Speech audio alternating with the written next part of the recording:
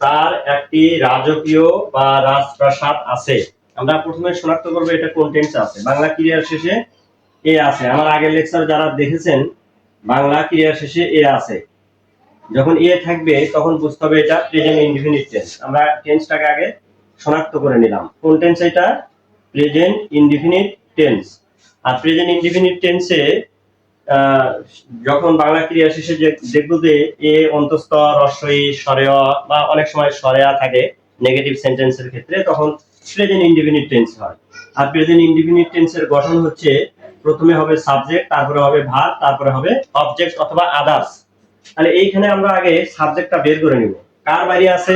তার বাড়ি আছে। তাহলে প্রথমে তার, এই তার এইটা হলো সাবজেক্ট। আর হচ্ছে যে একটি রাজকীয় বা রাজপ্রাসাদ আছে, তার মানে এক কি আছে। আমরা বাংলা ক্রিয়াকে কি বা কাকে দিয়ে প্রশ্ন করলে যে উত্তর পাওয়া যায়, বাংলা ক্রিয়াকে কি বা কাকে দিয়ে প্রশ্ন করলে যে উত্তর পাওয়া যায় সেই উত্তরটা হচ্ছে অবজেক্ট। তার মানে এটা হলো ওতে হচ্ছে অবজেক্ট।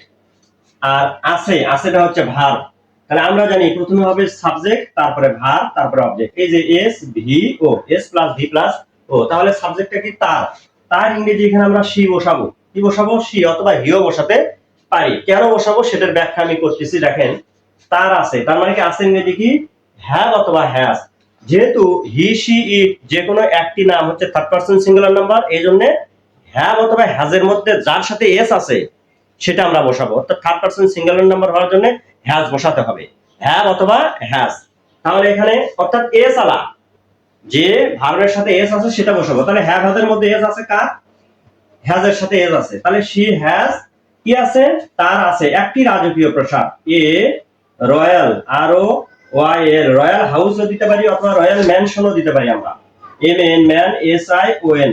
অথবা আমরা কি দিতে পারি? এ রয়্যাল হাউসও দিতে পারি আমরা।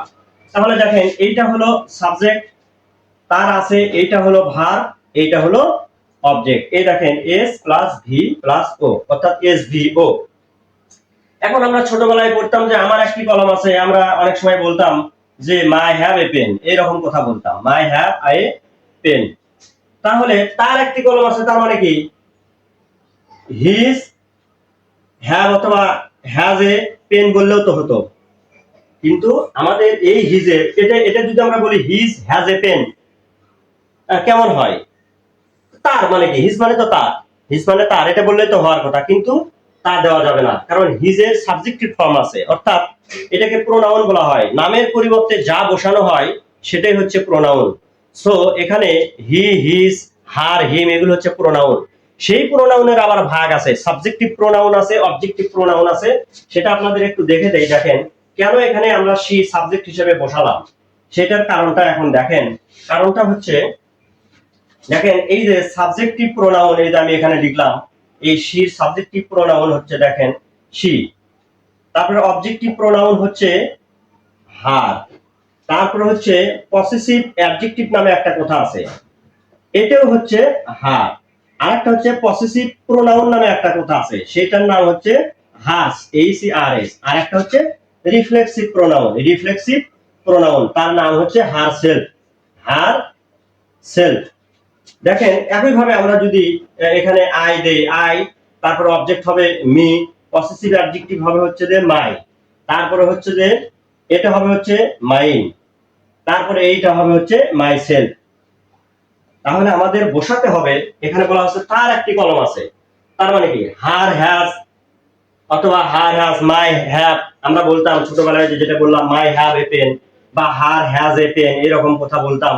কিন্তু এইটার পসেসিভ অ্যাডজেক্টিভ তো আর সাবজেক্ট হতে পারে না, অথবা অবজেক্টিভ ফর্ম সাবজেক্ট হতে পারে না, অথবা পসেসিভ প্রোনাউনও সাবজেক্ট হতে পারে না। সাবজেক্ট হতে হলে সাবজেক্টিভ প্রোনাউনকে সাবজেক্ট করতে হবে। এই জন্য এইটার সাবজেক্টিভ ফর্মে, হারের সাবজেক্টিভ ফর্ম হচ্ছে শি।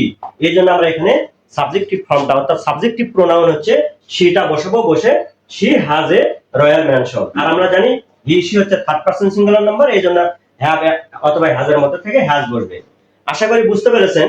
তো এইখানে ঠিক একই ভাবে আমরা যদি বলি আমার একটি কলম আছে, তাহলে মাই হ্যাভ আর পেন না বলে আমাদের বলতে হবে আই হ্যাভ এ পেন। কেন বলতে হবে? দেখেন এই যে মাই, আমার কলম আছে, তার মানে কি মাই হ্যাভ এ পেন, এইটা অনেক সময় আমরা বলি, কিন্তু তা দেওয়া যাবে না। সাবজেক্টের জায়গায় সাবজেক্টিভ প্রোনাউন বসাতে হবে। তাহলে মায়ের সাবজেক্টটা হচ্ছে আই বসাতে হবে, এই জন্য এটা হবে না। এক কথা মনে রাখবেন যে মাই হার যদি বসায় অর্থাৎ পসেসিভ অ্যাডজেক্টিভ, এরপরে অবশ্যই নাউন বসাতে হবে। আপনারা জানেন যে আমি গত লেকচারে এই নাউন প্রোনাউন চার্টের উপরে আমার লেকচার দেয়া আছে, একদিনের একটা ক্লাসে 5 মিনিটের একটা ক্লাসে দেওয়া আছে। তো এখানে এই যে দেখেন শির হচ্ছে পসেসিভ অ্যাডজেক্টিভ হচ্ছে হার, এই হারের পরে অবশ্যই নাউন আনতে হবে। হার পেন, তারপরে মাই, দেখেন আয়ের পসেসিভ অ্যাডজেক্টিভ হচ্ছে মাই, মাই পেন বা মাই বুক, মাই হাউস আমার বাড়ি, মাই হোম বা মাই স্কুল, এটার পরে অবশ্যই একটা নাউন আনতে হবে। তো সেখানে এখানে যদি আমরা মাই হ্যাভ দেই, এটা কেমন হয়, কারণ মায়ের পরে তো আর পসেসিভ অ্যাডজেক্টিভ নাই। সো আমাদের কি করতে হবে, আমাদের এই সবের যখন আমরা সাবজেক্টিভ ফর্ম বা তার আছে, এখানে আমরা সিও দিতে পারি অথবা কি দিতে পারি, হিও দিতে পারি, সাবজেক্টিভ প্রোনাউনটা বসাতে হবে সাবজেক্ট হিসেবে। তো আশা করি বুঝতে পেরেছেন।